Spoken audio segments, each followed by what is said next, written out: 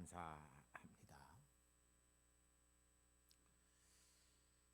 한평생 예수를 믿고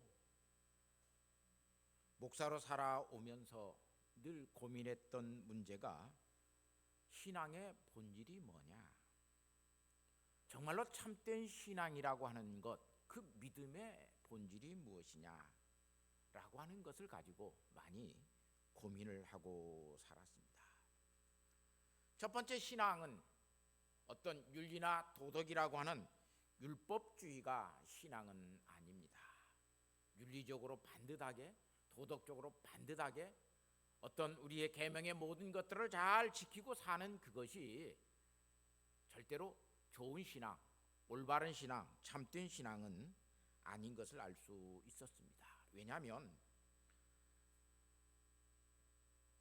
축구 선수들은 아니지만 우리가 축구의 규칙을 잘 안다고 해서 우리가 좋은 축구 선수 되는 것은 아닙니다. 수영의 규칙을 잘 알아서 우리가 잘 할 수 있는 수영 선수가 되지 못합니다. 이렇게 우리의 참 신앙이 십계명을 잘 지키고 예수님께서 말씀하신 산상수훈의 모든 것들을 잘 지켜내는 삶을 산다고 해도 그 신앙이 참된 신앙은 아니라고 하는 것을 알 수 있었습니다. 두 번째는 어떤 본질적인 면에서 신학의 어떤 정확한 그런 정통 교리와 정통 신학의 모든 것들을 잘 지켜가는 것, 그것이 또한 참된 신학이 아닌 것을 알았습니다. 정말로 실력 있는 신학자들이나 철학자들이 말하고 있는 기독교 신앙의 본질이나 기독교 신앙의 내용의 체계, 이런 것들을 그들은 정말로 잘 요약해 놓고 정말로 잘 구술해 놓은 것을 볼 수 있었습니다. 그런데도 그들은 또한 그렇게 살지 못했던 것을 볼 수 있습니다. 오늘 우리가 하나님 앞에서 살면서 이런 지식들의 어떤 믿음, 그래서 올바른 지식이 참된 신학이 우리의 어떤 것들을 정말 참된 신앙의 삶을 살아가게 하지는 않습니다.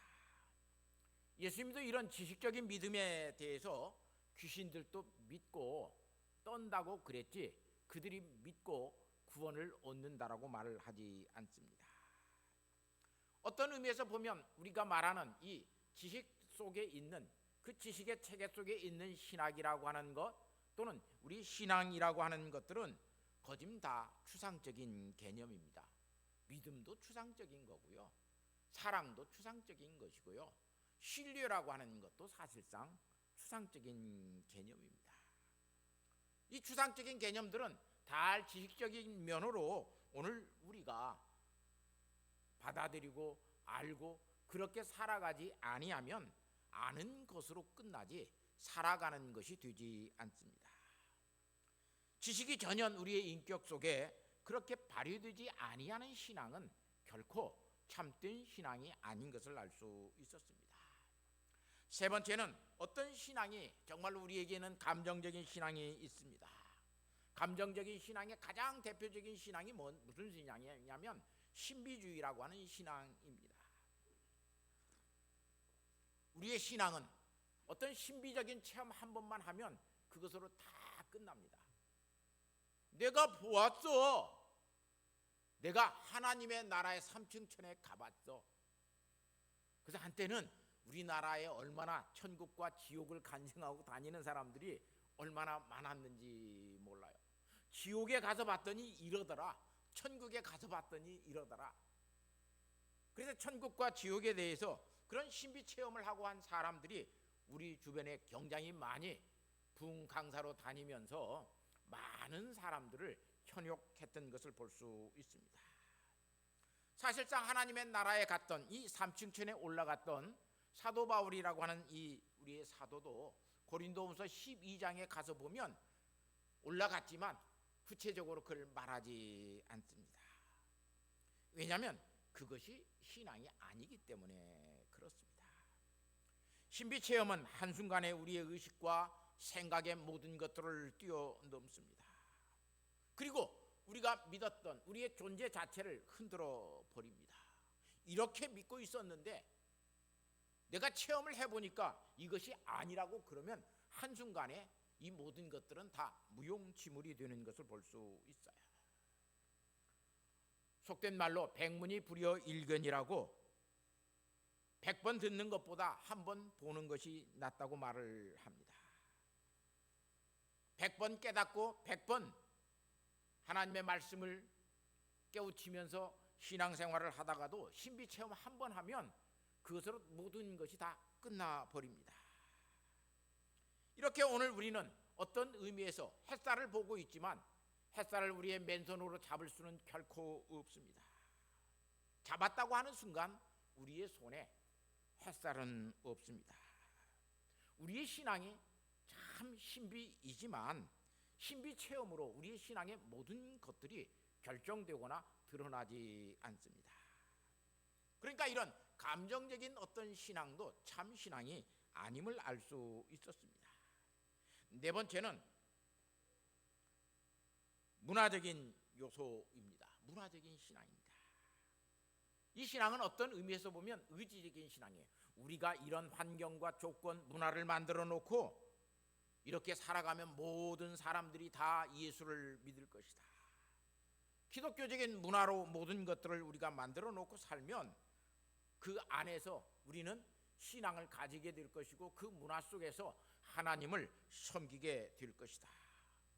그래서 자꾸 교회가 조금 힘이 있어지면 세상과의 문화 전쟁을 하려고 생각합니다. 문화가 참 신앙이라고 하는 것을 알 수 있느냐? 그러지 않습니다. 기독교적인 가치와 진정한 믿음은 그 문화 속에 사실상 없습니다. 그건 문화적인 산물이지 내가 정말로 인격적으로 하나님을 만나서 하나님을 경외하고 하나님을 사랑하고 이웃을 사랑할 수 있는 삶을 살아가는 사람이 되지는 않습니다. 우리는 종종 그렇게 말을 합니다. 좋은 영화 한 편을 보고 나면 우리가 그 좋은 영화의 문화적으로 근다고 해서 내가 좋은 영화 배우가 되는 것은 아닙니다. 내가 어디에 가서 맛있는 음식을 먹었다고 그래서 내가 맛을 만들어낼 수 있는 그런 요리사가 되지는 않습니다.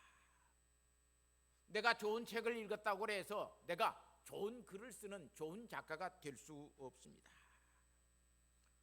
이렇듯이 오늘 우리가 기독교의 문화 속에서 자랐다고 해도 진정한 그리스도인이 그 문화 속에 참 신앙을 가졌다라고 말할 수 있는 사람들이 그 문화적인 토양 속에서 자라는 것이 아니라 하나님을 인격적으로 만나고 하나님에 대한 신앙이 발효되지 아니하면 어떤 문화 속에 있어도 그 문화 속에서 형식적인 것만 취할 뿐이지 정말로 하나님을 사랑하고 이웃을 사랑해 갈 수가 없습니다. 우리의 이 복음주의라고 하는 이 전통적인 복음주의, 그 중에서도 오늘 우리 교단이 속해 있는 이 장로교회는 굉장히 지식 위주의 신앙생활을 하게 만들었습니다. 그래서 굉장히 우리는 교리적인 면에 신학적인 면에 많이 치중을 하고 살았습니다. 물론 장로교회가 그런 큰 토대 위에서 움직여 가지만 대다수의 많은 또 장로교회들은 신비주의에 물든 장로교회도 있습니다. 기복주의 신앙을 조장하고 있는 그런 교회들도 있습니다. 또 율법주의 신앙을 고집하고 있는 교회들도 있습니다.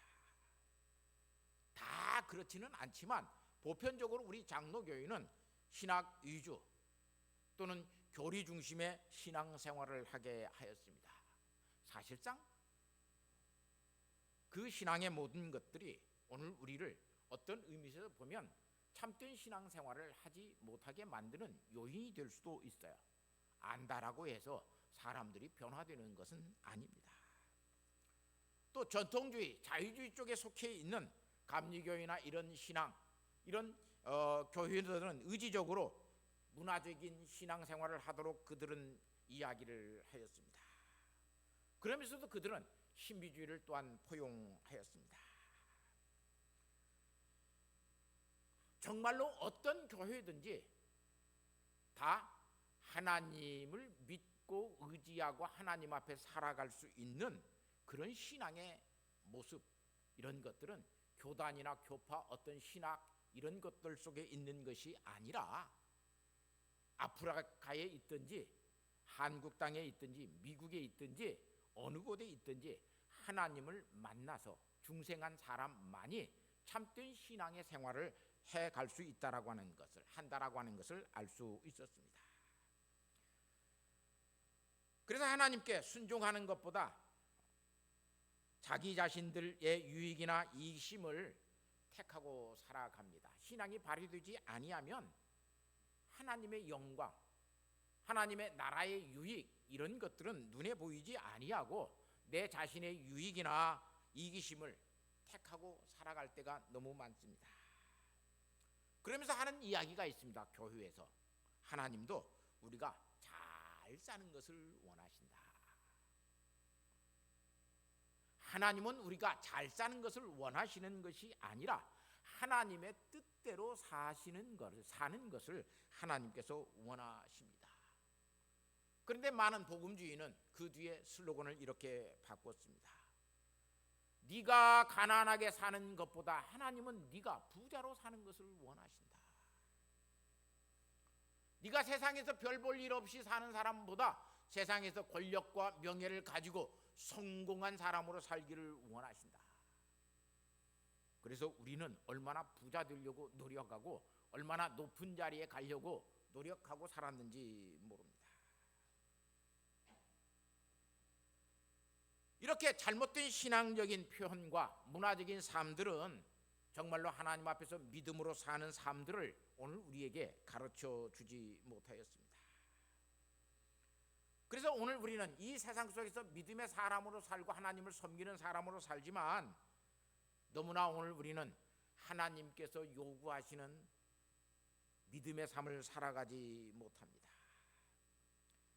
우리는 지금 정신없이 바쁘게 살아갑니다. 우리에게 일어나는 숱한 비극들을 우리는 견디어내고 있습니다. 직장에서나 가정에서나 너무나 힘든 노동들을 하고 살아갑니다. 매일매일 반복되는 똑같은 일과는 우리에게 매일매일 되풀이되고 우리를 어떤 삶의 매너리즘에 빠지게 만듭니다. 그런 삶의 중압감은 온갖 우리의 모든 것들에 치여서 자기 자신의 모든 이야기들을, 내 인생의 모든 이야기들을 무의미하게 만들고 허탈감에 빠지게 만듭니다. 그래서 사람들은, 현대의 많은 사람들은 무기력과 우울감 그리고 소유감 속에서 살아갑니다. 마치 오늘 우리의 인생의 모든 것들을 놓고 보면 공장에서 그냥 생산 라인에 있는 어떤 조립품처럼 딱딱 들어가서 맞아지는 삶을 기계적으로 오늘 우리는 살고 있습니다. 조립되어져 가는 삶을 살지 오늘 우리는 창조적인 가치의 모든 것들을 누리지 못하고 살아갑니다. 그래서 결혼이라고 하는 것도 하고 살지만 그 결혼의 관계가 정말로 인격적인 사랑의 관계로 살아가는 사람들이 그렇게 많지 않습니다. 아이도 낳고 살아가지만 언젠가는 헤어질 수 있는 사람이기도 합니다. 별로 관심이 없이 살아갑니다. 분명 오늘 우리에게는 세월이라고 하는 것이 가고 있고 시간이라고 하는 것이 흘러가고 있습니다. 창밖을 보면 꽃도 피고 과일도 맺고 사랑도 술도 익어갑니다. 그런데 우리의 인생은, 믿음으로 사는 나의 인생은 굉장히 힘들고 팍팍할 때가 너무나 많습니다. 너무너무 사는 것이 어려워집니다. 그래서 하나님 살기가 너무 힘들어요. 목사님 사는 것이 왜 이렇게 힘들어요? 말하는 사람들이 너무나 많습니다. 성도들만 살기 힘든 것이 아니라 목사도 살기가 힘듭니다. 그래서 오늘 우리는 삶에 지쳐 있고 삶에 눌려 있습니다. 정말 세월 속에서, 시간 속에서 하나님께서 우리를 위하여, 나를 위하여 일하고 계시고 그 사랑의 섭리를, 그 오묘한 신비를 베풀고 계심을 오늘 우리는 알지 못합니다. 알 수 없다고 이야기합니다. 하나님이 정말 계시기는 계시는 겁니까? 라고 우리에게 물을 때가 너무나 많습니다. 하나님을 믿자고 그러고 하나님을 계신다고 그러지만 하나님이 오늘 우리의 삶 속에 계시지 않는 삶들을 오늘 우리는 너무나 쉽게 살아갑니다. 신앙이 발휘되지 않는다라고 하는 것, 정말로 무서운 이야기입니다. 우리가 하나님 앞에서 작은 부스러기의 은혜라도 구하지 못하고 산다라고 하는 것이 얼마나 무서운 삶을 살아가고 있는가를 오늘 우리는 깨달을 수 있습니다. 오늘 본문에 나오는 이 라오디게아 교회는 신앙의 발효가 멈춘 교회였습니다. 그들에게는 열심도 사라져 버렸습니다. 이미 회개하는 것도 잊고 살았습니다. 19절 말씀을 보면 그들이 그런 삶을 살아가고 있는 것을 알 수 있습니다. 더욱이 20절의 말씀을 보면 그들의 모든 신앙은 발휘되지 않는 신앙을 가지고 살아갑니다. 볼지어다 내가 문 밖에 서서 두드리노니 누구든지 내 음성을 듣고 문을 열면 내가 그에게로 들어가 그와 더불어 먹고 그는 나와 더불어 먹으리라. 이 앞에 빌라델비아 교회를 소개하면서 요한 사도는 이렇게 말을 합니다. 작은 능력으로도, 8절 말씀에 작은 능력으로도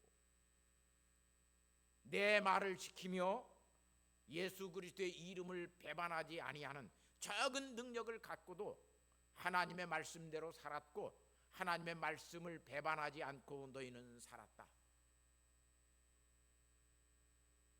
그런데 이 라오디게아 교회는 그렇게 살지 못하였습니다. 예수 그리스도께서 우리에게 늘 내 마음에 계시고 내 안에 성령님이 나를 지키시고 보호하신다라고 하는 그 성령 충만한 마음의 생각, 그것을 그들은 가지고 살지 못하니까 하나님과의 교제가 이루어질 수가 없었습니다. 하나님과의 지속적인 교제는 우리의 신앙을 발효시킵니다. 그 신앙의 발효는 우리에게 하나님의 임재의식을 가지게 만듭니다. 신전의식을 가지고 살아갑니다. 나는 하나님 앞에 살고 있어. 오늘 우리에게 그 믿음, 그 생각이 없으면 오늘 우리는 신앙이 발효된 사람이라고 할 수 없어요. 나는 하나님 앞에 살고 있어. 하나님이 지금 나를 불꽃 같은 눈초리로 지켜보고 있어. 그런 신전의식, 그런 임재의식이 오늘 우리에게 있으면 하나님과 우리는 동행해 가는 삶을 살아갑니다. 하나님과 동행하는 사람은 그의 행동이 하나님의 뜻대로 이루어지는 것을, 행하는 것을 볼 수 있습니다. 우리는 하나님과 동행해 가지 아니하니까 우리는 항상 내 마음대로, 내 생각대로, 내가 원하는 대로 내 욕구나 내 욕심의 모든 것들을 채우고 살 때가 얼마나 많습니까? 우리는 물질만 도둑질하고 사는 것이 아니라 하나님이 우리에게 주신 시간도 도둑질하고 살아갑니다. 예배 시간을 얼마나 소홀히 여깁니까? 얼마나 경건 시간을 오늘 우리는 무의미하게 보내고 살아갑니까? 꼭 물질만 도둑질하는 것이 아니라 시간도 도둑질하고 살고요, 남의 명예도 훔치고 살고요, 꼭 교도소에 가 있는 사람들만이 도둑질하고 나쁜 것 행하고 사는 사람이 아니라 오늘 우리가 하나님 없이 사니까 오늘 또 우리는 은근슬쩍 그런 일들을 너무나 많이 행하고 살아갑니다. 목회를 얼마 맡겨두지 않고 있는 이 시점에서 나는 요즘 이런 생각을 많이 해요. 내가 은퇴하고 난 뒤에 우리 교회 성도들은 유니온이라고 하는 이 목사를 어떻게 그들의 삶 속에서 기억하고 살까? 나는 어떤 목사였을까? 바른 신학 안에서 목회하려고 힘썼고 바르게 살려고 무진장이 애를 썼던 목사님, 그러나 그렇게 살지 못한 목사님, 이 뒷부분의 기억이 되어지면 안 되고 여기까지만 우리 성도들이 기억해주고 살았으면 참 감사하겠다. 바르게 살려고 무던히 노력하고 살았던 목사님, 그런 목사님이었어. 여기까지만 자녀들에게나 누구에게나 나를 이야기할 때 그렇게 이야기해 줬으면 좋겠는데 그 뒷말이 그런데 그렇게 살지는 않은 목사님이라고 나를 기억한다면 나는 어떤 목표를 하고 살았을까? 마태복음 20장에 가서 보면 예수님께서 천국을 비유하시면서 품꾼의 비유의 말씀을 하십니다. 하나님의 나라는 포도원에서 들여다보내는 품꾼들을 들여다 쓰는 것과 같다라고 예수님께서 말씀하십니다. 그래서 포도원 주인이 아침 일찍이, 그 일찍이라고 하는 것은 오전 7시를 이야기해요. 그들의 유대인들의 시간으로는 아침 6시면 해가 떠오르는 시간이니까 7시는 아주 이른 시간, 아침 오전 7시를 이야기해요. 그래서 나가서 거기서 일꾼들을 데려다가 포도를 거두어 드리도록 합니다. 그런데 다시 주인이 제3시때에 또 나가서 봅니다. 이건 오전 9시예요. 또 거기서 일꾼들을 다시 불러다가 포도원에 들여서 일을 하게 만듭니다. 그리고 정오에 나가서 제6시라고 하는 시간은 오늘 우리로 말을 하면 정오예요. 낮 12시예요. 그 낮 12시에 나가서 또 일꾼들을 불려다 놓습니다. 그리고 제9시에 다시 나가서 그건 오후 3시를 이야기해요. 오후 3시에 나가서 다시 일꾼들을 불러서 포도원에 들어가서 일을 하게 합니다. 그리고 11시에, 이 11시는 오후 5시예요. 오후 5시는 이제 1시간만 있으면 해가 지는 시간이기 때문에 이 사람들은 와서 1시간만 일을 하고 가는 거예요. 이런 오후 5시에 와서 일하는 사람들이 또 포도원에 있어요. 그런데 일과가 마치고 이제 품삯을 줍니다. 본래 올 때부터 한 데나리온씩 주기로 약속하고 왔습니다. 그런데 그 포도원 주인이 제일 늦게 온 1시간만 일한 사람에게도 한 데나리온을 줍니다. 그러니까 아침에 와서 일찍 와서 일한 사람은 적어도 나는 5데나리온은 받겠다. 나는 3데나리온은 받겠다. 나는 적어도 2데나리온은 받겠다. 이런 계산을 다 하고 너무나 기뻤어요. 그런데 똑같이 1시간 일한 사람이나 아침 6시에 와서 아침 7시에 와서 일한 사람이나 똑같이 한 데나리온씩을 포도원 주인이 줍니다. 그러니까 그들은 불평이 많았고 원망이 많았습니다. 저는 이 비유를 보면서 이건 지금 포도원 주인이 이 사람들에게 품삯으로 주는 것이 아니라 하나님의 선물이고 선물로 주는 거예요. 선물로. 오전 7시에 있었던 사람들도 누가 데려다 쓰는 사람이 없었으면 몇 시까지 놀아야 돼요? 오후 5시까지 놀고 있는 사람이었어야 돼요. 그런데 일찍 데려다가 일하게 만들었어요. 아무도 데려다 쓰는 사람이 없기 때문에 우리가 이렇게 있나이다라고 그렇게 그들은 고백하였어요. 그건 사실상 품삯으로 주는 것 같았지만 그건 품삯이 아니라 하나님의 은혜였고, 하나님께서 그들에게 주시는, 포도원 주인이 주시는 선물이었던 것을 알 수 있어요.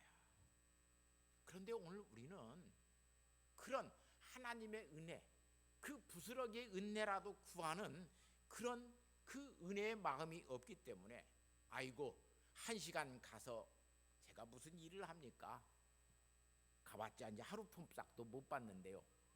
그리고 안 가는 사람이 아니라 그 1시간만이라도 내가 가서 일할 수 있다면 얼마나 귀한 것이냐. 그들은 그런 마음으로 와서 포도원에 와서 일을 하고 가요.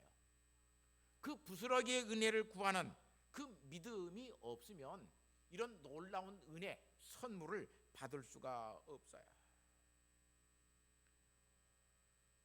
내 영혼이 정말 하나님을 그렇게 인식하고 있다면 우리의 그 영혼은, 우리의 믿음은 우리 안에서, 내 영혼 안에서 발효되고 숙성되는 그런 믿음인 것을 알 수 있습니다. 이런 믿음은 갈라디아서 5장에 가서 놓고 이런 믿음이 성령의 열매가 맺히는 믿음이라고 사도 바울은 우리에게 가르쳐 주고 있어요. 이렇게 믿음이 발효되고 정말로 성숙해 가면 사랑과 희락과 화평과 오래 참음과 자비와 양성과 충성과 온유와 절제 같은 것들이 여기에 맺힌다라고 이야기해요. 그런데 맨 처음에 순서가 사랑이고 맨 마지막이 절제예요. 왜 이렇게 이 맨 마지막에 사도 바울은 성령의 열매로 절제를 이야기했을까? 사랑보다 절제가 더 큰 건 아니에요. 그런데 왜 절제를 맨 마지막에 사도 바울은 언급하고 했을까? 우리에게는 우리가 하는 일들 중에서 매듭짓기라고 하는 것이 있어요. 바느질을 하다가 실이 끊어졌어요. 그러면 어떻게 해요? 매듭을 지어가지고 다시 쓰죠. 하나님은 오늘 우리에게 이 세상에 보내실 때에 우리에게 보이지 않는 끈으로 하나님과 우리를 묶어 놓으셨다 그래요. 그게 뭐냐면 은혜라고 하는 것과 사랑이라고 하는 것으로 실을 꼬아서 하나님과 나 사이에 하나님이 묶어 놓으셨어요. 사실상 그것은 우리 눈에 보이지 않는 끈이죠.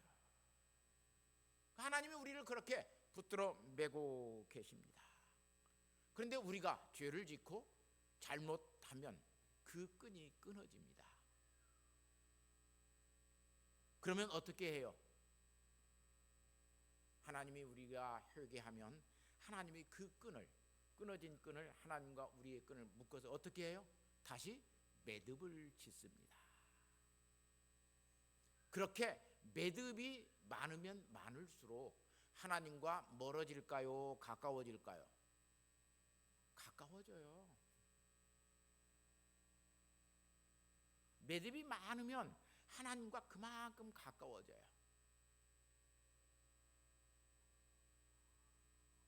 그렇게 하나님께서 우리에게 베푸시는 은혜가 우리가 하나님 앞에서 정말로 다 잘하고 살 수 있는 사람은 아무도 없어요.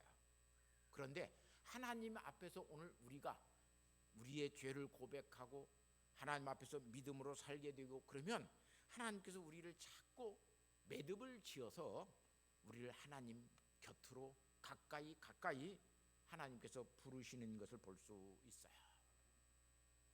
그래서 오늘 우리에게 있어서 신앙이 발효되고 있는 사람들에게 있어서 회개라고 하는 것은 굉장히 중요한 거예요. 회개를 하고 나면 하나님과 가까워져요. 그러나 죄를 그대로 놓고 있으면 하나님과 우리의 관계가 멀어져요. 그래서 성경은 죄가 하나님과 우리의 사이를 어때요? 갈라놓았다고 이야기해요. 제2차 세계대전 당시에 1934년에 독일의 미국의 세계 침례교 지도자들이 독일을 방문하였어요. 이때 당시 이 독일은 히틀러가 다스리고 있었어요. 그때 이 독일을 갔다 온 이 침례교 신학자들이 세계 총회본부에 이 히틀러에 대해서 보고한 문건에 이런 이야기가 나와요. 지금 독일에서는 음탕한 서적을 팔 수 없고 악취나는 영화와 깽 영화를 볼 수 없는 국가입니다. 이 새로운 독일은 공산주의 서적과 유대교의 서적을 불태우고 엄청난 양의 저질 서적을 잡지들을 소각하였습니다. 독일의 지도자 히틀러는 담배나 술을 입에 대지 않습니다. 여성들에게 순수한 옷차림을 권장하고 포르노를 반대하는 가장 복음적인 국가 지도자라고 보고를 했습니다. 얼마나 히틀러가 독일의 모든 것들을 건전하게 만들어 가면서 독일 위주의 모든 것들을 했어요. 바로되지 않는 그들의 신앙은 결코 껍데기만 항상 보고 와요. 형식만 보고 와요. 이런 히틀러가 세계 대2차 대전을 일으키고 끔찍하게 유태인들을 600만 명이나 죽이는 무서운 일을 자행했습니다. 그런데 가장 복음적인 국가의 지도자로 2차 대전이 일어나기 전에 미국의 세계 침례교 대표들은 가서 그렇게 히틀러를 추앙하고 왔습니다. 독일의 모든 기독교의 국가들이 본 히플러를 제외한 모든 사람들이 히틀러를 그렇게 추앙했습니다. 사랑하는 성도 여러분, 오늘 우리의 신앙은 발효되지 않는 신앙을 가지고 있을 때는 항상 눈에 보이는 것들을 추구하고 그런 것들을 만들어내려고 노력하지만 결코 그것이 올바른 신앙은 되지 않습니다.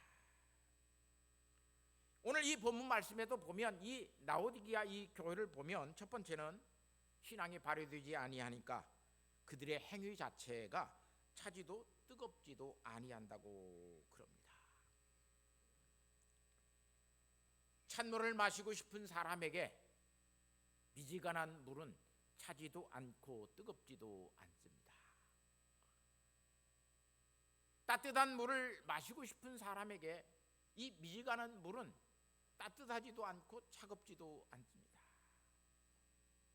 오늘 이렇게 발효되지 않는 신앙으로 살고 있으면 오늘 사도 요한은 내 입에서 그것을 토하여 낼 것이라고 말씀합니다. 우리의 모습인지 몰라요. 두 번째는 자기 스스로가 나는 부자요 부유한 자로서 부족한 것이 없다.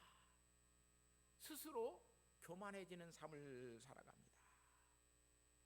이 교만해진 사람 속에는 부스러기의 은혜는 가치가 없는 거예요. 그래서 그런 거 구하지 않아요. 교만한 사람들은 그래서 자존심을 내세웁니다. 사실상 이들이 얼마나 부족하고 곤고하고 가련하고 가난한 것들이 많다라고 오늘 여기서 이야기하고 있습니다. 그런데 그들은 그런 것들을 전혀 깨닫지 못하고 우리는 부족한 것이 없다. 그렇게 여기고 살아갑니다. 이런 사람들이 되면 정말로 이런 부스러기 은혜가 필요 없다라고 하는 이런 라오디게아 성도와 같은 사람들이 되면 히브리서 4장 16절에 은혜의 보좌 앞에 담대히 나아가는 그런 믿음의 삶은 살지 못합니다. 때를 따라 돕는 은혜를 얻기 위하여 은혜의 보좌 앞에 담대히 나아갈지어다 그래요. 하나님의 은혜의 보좌 앞에 때를 따라서 우리에게 돕는 그 하나님의 은혜를 얻기 위해서 우리는 담대히 나아가는 사람만이 참된 신앙을 가지고 있습니다. 기도하지 않는 사람, 말씀 묵상하지 않는 사람, 특별히 어려운 시대 속에서도 그것을 하지 않고 있는 사람에게는 하나님의 은혜는 사실상 필요가 없습니다. 이렇게 하나님의 은혜 앞에 보좌 앞에 담대히 나아가지 아니하는 이 신앙은 죽은 신앙이고 사실상 죽은 교회라고 할 수 있습니다. 오늘 우리가 가나안 여인처럼 예수 그리스도 앞에서 그 부스러기라도 주십시오라고 하는 오늘 그 믿음을 가지고 있을 때 그 믿음이 예수님께서 가장 큰 믿음이라고 그랬어요. 이 큰 믿음을 가지고 있는 사람은 은혜의 보좌 앞에 담대히 나아갑니다. 사랑하는 성도 여러분, 발효되는 신앙을 가지고 있으면 그래서 향기가 납니다. 향기가 나요. 베드로 사도는 그것을 믿음의 덕이라고 이야기했어요. 우리에게는 이 발효되는 신앙을 가지고 있으면 오늘 우리에게는 믿음의 향기가 있어요. 발효되고 있는 것에서는 아주 좋은 향기, 좋은 냄새가 납니다. 그런데 썩어버리고 있는 거기에는 악취가 나죠. 맡을 수가 없어요. 사랑하는 성도 여러분, 예수 그리스도의 안에서 중생한 성도로서 오늘 우리가 정말로 하나님을 아는 그 믿음 안에서 오늘 우리가 발효되고 있다면 우리는 어디에 가서든지 있는 곳에서 그리스도인의 향기가 되어집니다. 믿음의 덕을 더하고 삽니다. 그렇게 예수 믿고 그렇게 복음 전하는 우리 성도들, 저와 여러분 되시기를 예수님의 이름으로 부탁하고 축복합니다. 하나님 아버지 감사합니다. 하나님의 은혜 안에가 그 은혜 안에서 우리가 발효되기를 원합니다. 각 처에서 아버지 하나님 그리스도인의 향기가 되어지고 아버지 하나님 우리 스스로 발효되는 그 믿음이 덕스러워질 수 있도록 은혜를 베푸셔서 주의 영광이 되게 하시고 전도자의 사명을 다할 수 있는 복된 성도들 되게 하옵소서. 주여 그 부스러기 은혜라도 우리에게 주옵소서. 간구하는 큰 믿음을 갖는 효성의 성도들, 이 땅에 예수 믿는 성도들 되게 하옵소서. 예수님의 거룩하신 이름으로 기도하옵나이다. 아멘.